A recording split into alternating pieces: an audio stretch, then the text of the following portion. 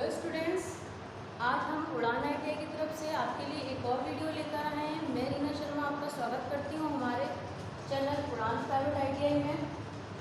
हमने पिछली वीडियो में आपको बताया था कि आशुलिपि की वर्णमाला हम किस प्रकार से लिखते हैं। उसके बाद आशुलिपि की जो वर्णमाला के बाद हमने उन व्यंजनों को मिलाना सीखा था अगली वीडियो में।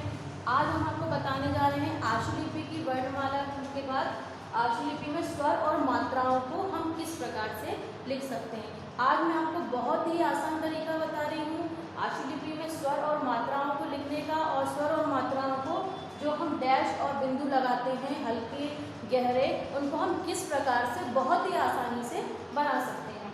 जैसे कि आप हमारे सामने ही देखेंगे, मैंने आपके लिए बनाकर रखा पहले से। आशुलिपि में क्या होता है कि व्यंजन को जो लिखने के वो 3 स्थान होते हैं। पहला स्थान, दूसरा स्थान और तीसरा स्थान, ये आप सभी जानते हैं। उसके बाद आशुलिपि में जो व्यंजन लिखने के 3 स्थान होते हैं, उसी प्रकार आशुलिपि में व्यंजन में मात्राएं और स्वर लगाने के लिए हमारे 3 स्थान होते हैं। जैसे कि पहला स्थान, दूसरा स्थान और तीसरा स्थान। इन तीनों, ये जो 3 स्थान होते हैं, इन्हीं स्थानों पर हम, जैसे जब भी हम कोई व्यंजन बनाते हैं, जैसे कि हमने बनाया है टा, यदि हमने टा बनाया है तो टा का जो प्रारंभिक हिस्सा होता है ये हमारा कहलाता है पहला स्थान। बीच में जो हिस्सा होता है ये होता है हमारा दूसरा स्थान, और ये जो होता है हमारा ये होता है अंत में तीसरा स्थान। दायां भी होता है और बायां भी होता है। तो ये व्यंजन में हमारे 3 स्थान होते हैं, और मात्राएं लगाने के भी 3 स्थान होते हैं, और व्यंजन को लिखने के भी 3 स्थान होते हैं।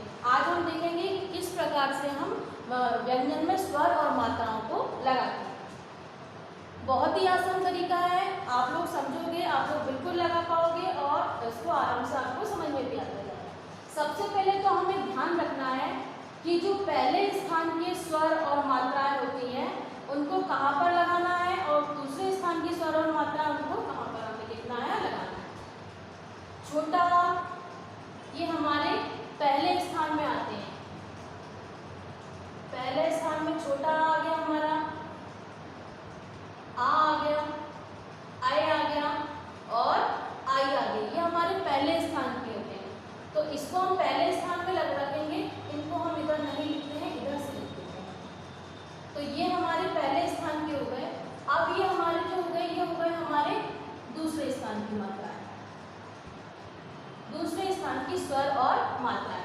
और ये जो हमारी हो गई, ये हो गए हमारे तीसरे स्थान के स्वर और मात्राएं। तो हमको क्या देखना है, पहले स्थान की स्वर या मात्रा आने पर, जैसे कि ये वाला है, इसके लिए हमें लगाना है पहले स्थान का स्वर हो, दूसरे स्थान का स्वर हो या तीसरे स्थान का स्वर हो। यदि हमारे पास स्वर आता है तो हमें इसके लिए लगाना रहता है गहरा बिंदु। क्या लगाना रहता है? गहरा बिंदु। अब एक चीज और आप लोग ध्यान से देखेंगे कि जब भी व्यंजन से पहले स्वर आए, व्यंजन से पहले यदि स्वर आता है तो ध्यान रखना है कि ये जो गहरा बिंदु हम लगाते हैं, क्या है ये? गहरा बिंदु। ये जो हम गहरा बिंदु लगाते हैं, स्वर आने पर हमेशा व्यंजन के हमें बाईं तरफ भी लगाना है। जैसे कि ये हमारा टा वर्ग है, यदि इनमें से स्वर कोई आता है टा से पहले, तो हमको जो बिंदु लगाना है वो बाईं तरफ लगाना है। कहाँ लगाना है? बाईं तरफ। तो ये आपको जरूर ध्यान रखना है कि पहला हो चाहे दूसरा हो चाहे तीसरा स्थान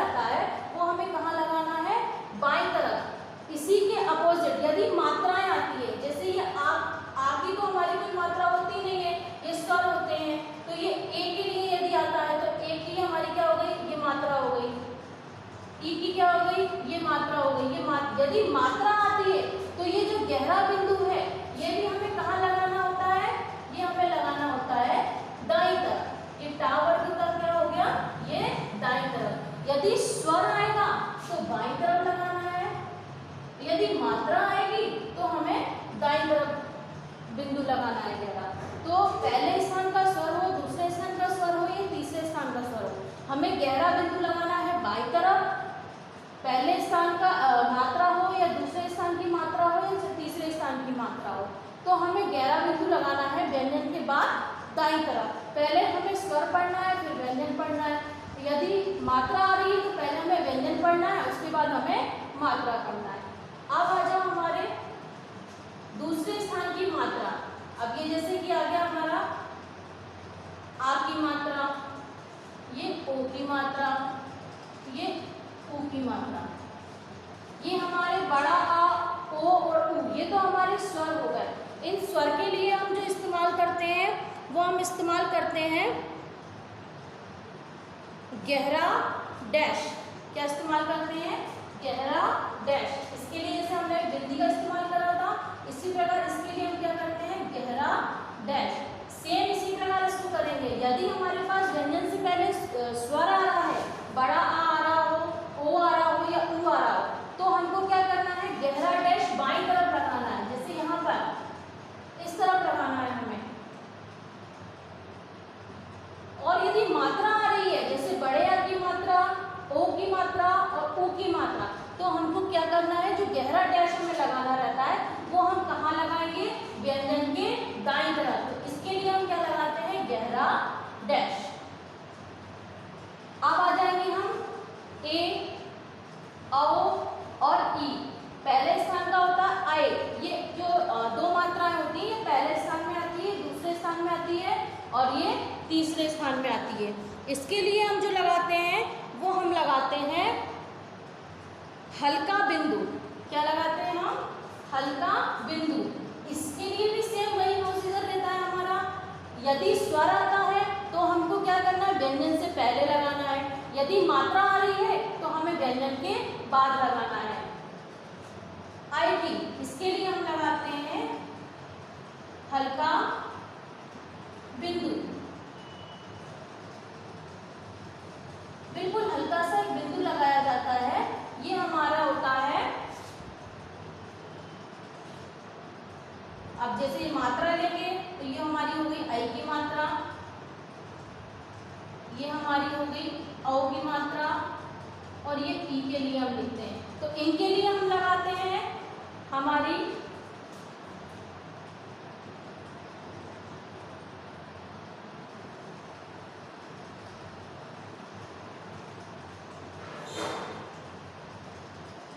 इनके लिए यदि हमारे स्वर आएंगे तो हमको जो लगाना है वो हल्का बिंदु बाईं तरफ लगाना है। इसी में यदि मात्रा आती है तो हमको व्यंजन के बाद हल्का बिंदु लगाना है, जैसे हमने यह भी बताया है। अगर इसमें भी स्वर है तो बाईं तरफ और मात्रा है तो दाईं तरफ।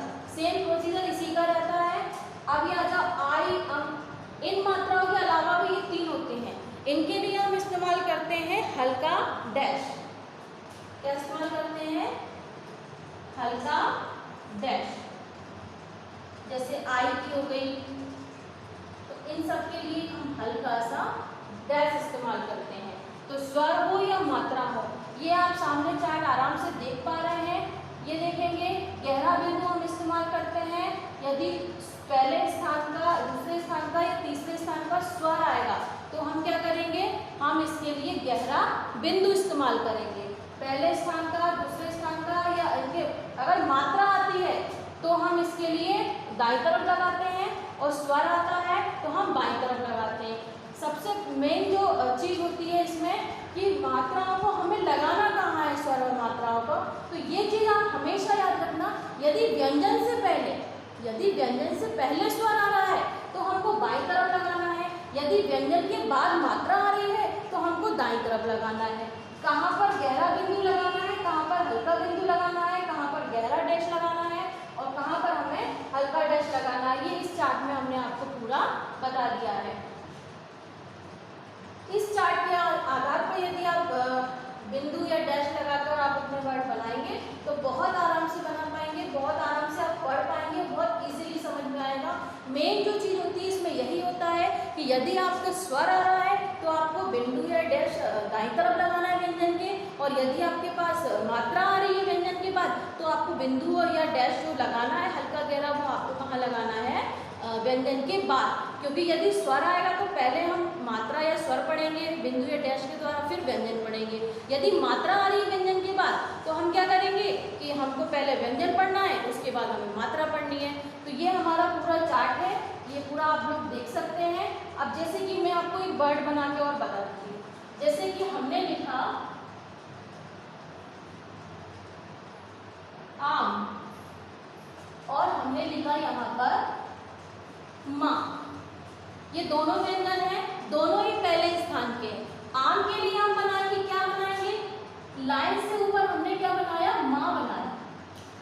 अभी इसकी रिलेटिव जो वीडियो आप आएगी, मात्रा व्यंजन लिखने की जो नियम जगह होती है वो कहाँ पर आपको लिखना है, पहले स्थान का कहाँ, वो आपको अगली वीडियो में मिल जाएगी।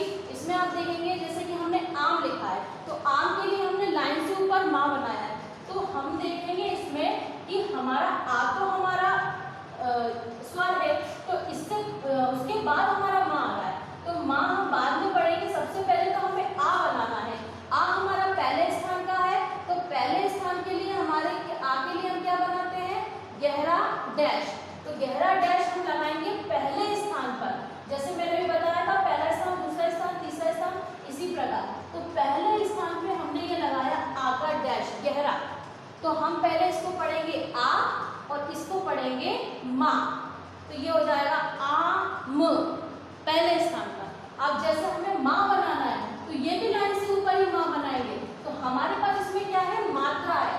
क्या है, मात्रा है। इसके लिए हम क्या करेंगे, पहले हम माँ पढ़ेंगे, फिर हम पढ़ेंगे पहले स्थान पर माँ की आ की मात्रा, तो ये हमारी हो जाएगी माँ आ, तो ये हमारा पूरा हो जाएगा माँ। ये है आ और ये है माँ।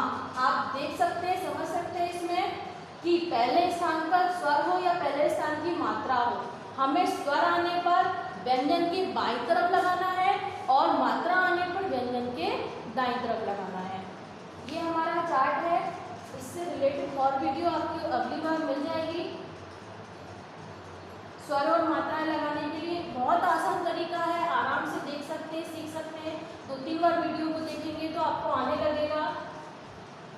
और वीडियो आप देखने के लिए हमारे चैनल को सब्सक्राइब करें।